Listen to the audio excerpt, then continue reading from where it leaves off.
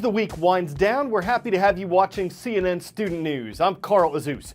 Today's international coverage starts on the Korean Peninsula, where North Korea claims to have successfully tested a hydrogen bomb. It's an incredibly powerful nuclear weapon. And the communist nation's dictator, Kim Jong-un, said the underground test would make the world look up to his strong nuclear country. There is some doubt about this, though. Some international analysts say they're not sure North Korea is capable of making a complicated hydrogen bomb, and that the seismic magnitude detected from this test wasn't nearly as strong as an actual hydrogen bomb would generate. North Korea has bluffed in the past to try to intimidate rival countries like the U.S. and to make itself look more powerful on the world stage.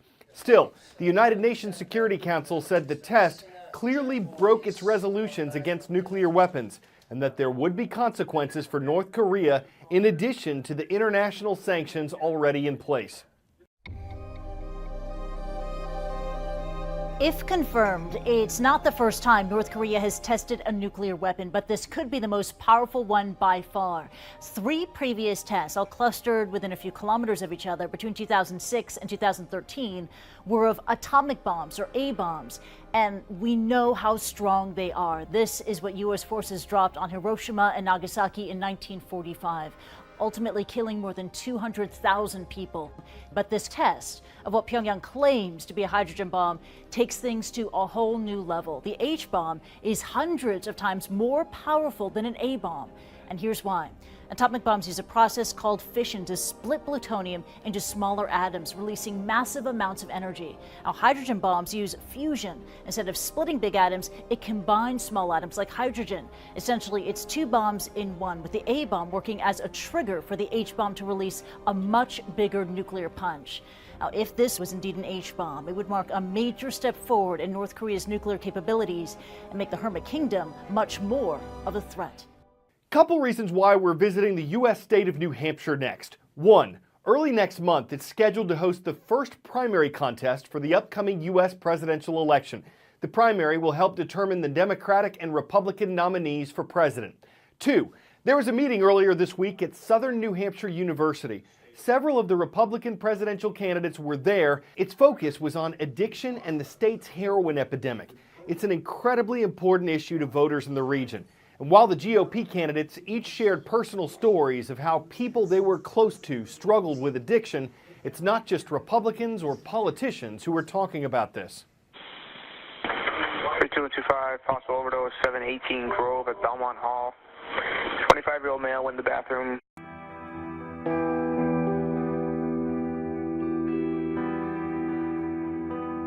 Substance abuse, a huge problem in New Hampshire.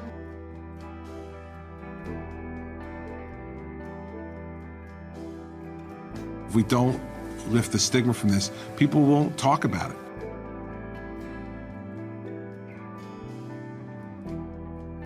They don't talk about it now. The problem of heroin in New Hampshire is unbelievable.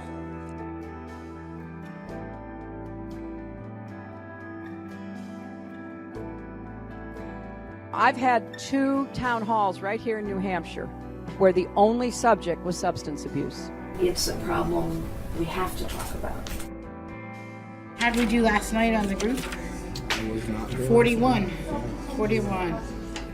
Nice.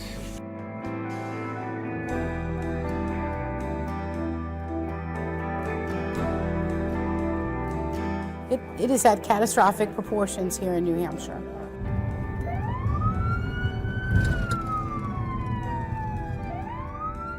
In 2010, we had confiscated roughly 45 grams of heroin total for that year, and this year we're up to over 27,000 grams of heroin. If somebody's not paying attention and they come in to the city of Manchester, or for that matter really anywhere in the country, the heroin situation right now is at epic proportions.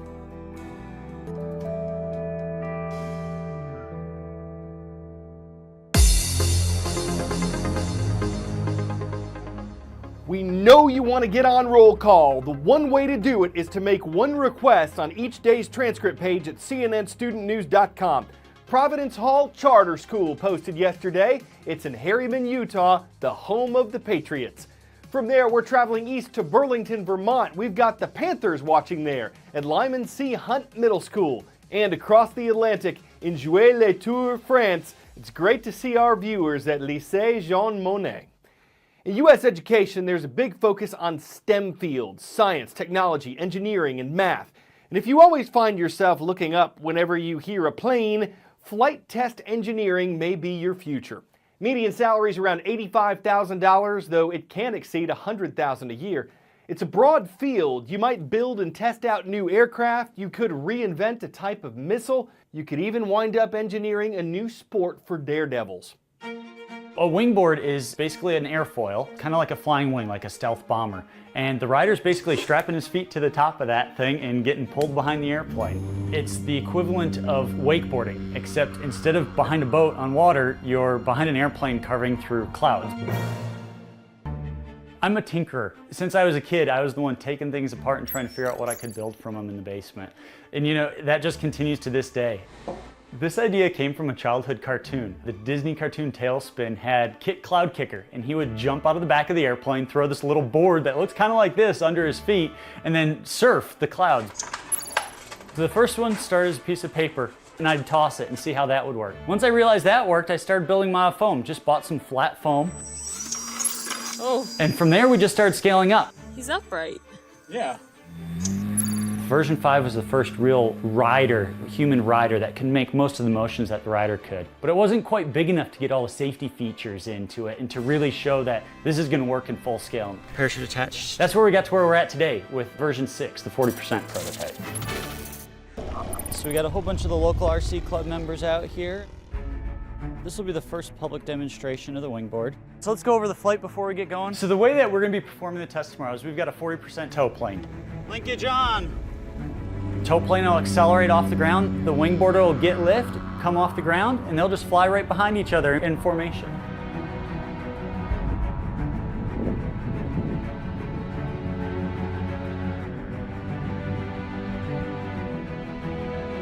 All right, a little bit lower on this next one as we come around. Some of the things we're looking for in testing is stability and control. We want to make sure that the wingboard's stable, that the rider's able to withstand the forces that he's experiencing. All right, I'm going to do a barrel roll. We're looking to see how much maneuverability and control the rider has. What's he capable of doing? Is he able to stay in a safe position? Is he able to go out and have fun? Okay, rolling.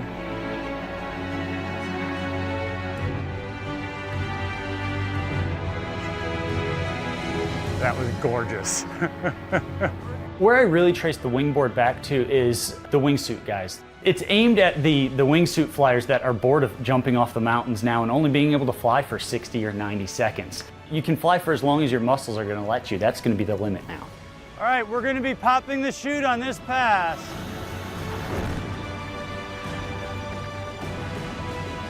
Flying's my passion, and this is just that meeting of pushing the boundaries of aviation, pushing the boundaries of what the human being can do, and doing something that's never been done before in aviation, and really be able to explore the edge of the envelope.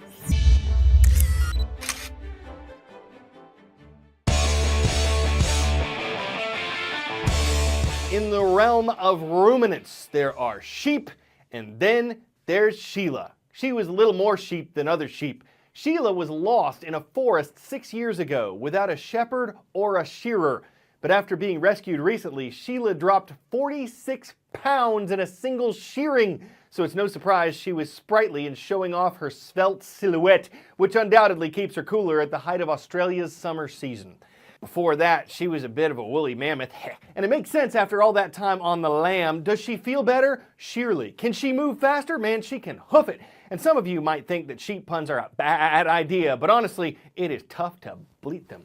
I'm Carl Azus, and that's CNN Student News.